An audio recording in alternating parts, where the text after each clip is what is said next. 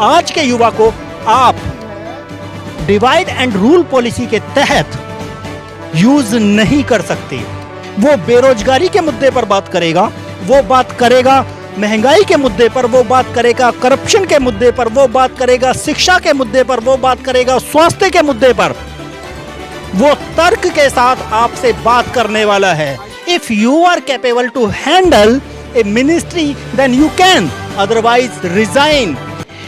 जून की इस तपती गर्मी में दिल्ली का यह जंतर मंतर एक बार फिर से गवाह बना है उस आंदोलन का जिस आंदोलन की शुरुआत की है भारत के युवाओं ने।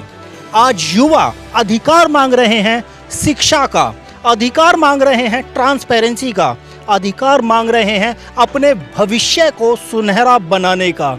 आज का ये आंदोलन गवाह है इस बात का।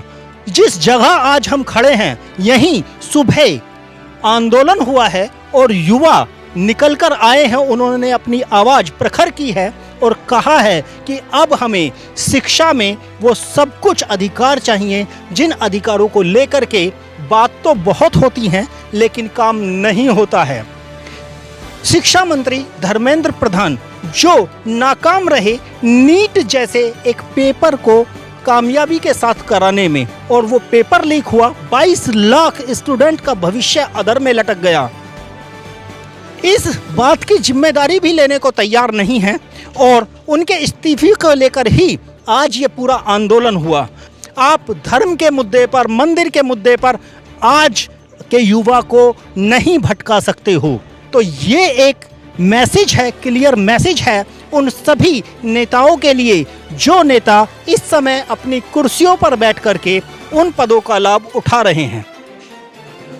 आपको समझना पड़ेगा कि भारत का भविष्य तभी सुरक्षित है जब भारत के युवा के भविष्य को आप सुरक्षित बनाएंगे। अगर भारत के युवा को ही आप इस्तेमाल करेंगे अपनी राजनीति के लिए, इस्तेमाल करेंगे आप सिर्फ अपने लाभ के लिए, तो भारत के भविष्य के साथ में ये कोरा खिलवाड़ है। आज युवा ने बाहर निकलकर सरकार को ये बता दिया है कि ये आंदोलन सिर्फ एक डिजिटल आंदोलन नहीं था, ये सिर्फ एक रील आंदोलन नहीं था कि लोगों ने रील बनाई और पोस्ट कर दी। ये आंदोलन एक्चुअल तरीके से आज सड़कों पर उतरा है और ये किस करवट बैठेगा ये देखना होगा। अभी तो बहुत सारी बातें हैं जो भविष्य तय करेगा, क्योंकि इस आंदोलन को राजनीतिक या गैर राजनीतिक किस तरीके से पेश किया जाएगा ये भी बड़ा सवाल है। कहीं यह आंदोलन राजनीति की भेंट ना चढ़ जाए, इस बात को लेकर भी संशय है।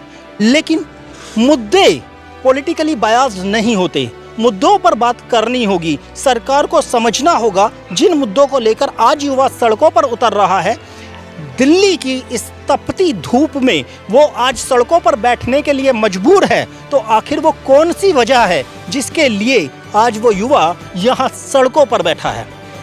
ये उन सभी नेताओं को सोचना होगा, क्योंकि उन नेताओं को वीआईपी का दर्जा जनता दिलाती है, यही युवा दिलाते हैं। और अगर इन्हीं युवाओं को आप सड़कों पर बैठाते हैं और उसके बाद भी अपनी नैतिक जिम्मेदारी नहीं उठाते, तो ये कहीं ना कहीं आपके अंदर की उस नैतिकता को मार रहा है और आप सिर्फ पॉलिटिकल बेनिफिट ही लेना चाहते हैं।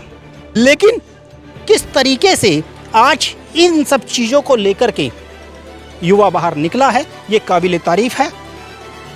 तारीफ होनी चाहिए उन सभी मुद्दों की, तारीफ होनी चाहिए युवा के उस हौसले की जिसने आज एक बार फिर सरकार को चेताया है कि आप निर्भीक रूप से शासन नहीं कर सकते, आप निरंकुश रूप से जनता के मुद्दों को नहीं दबा सकते। आपको जनता को सुनना ही होगा, क्योंकि जनता ही आपको चुनकर वहां भेजती है।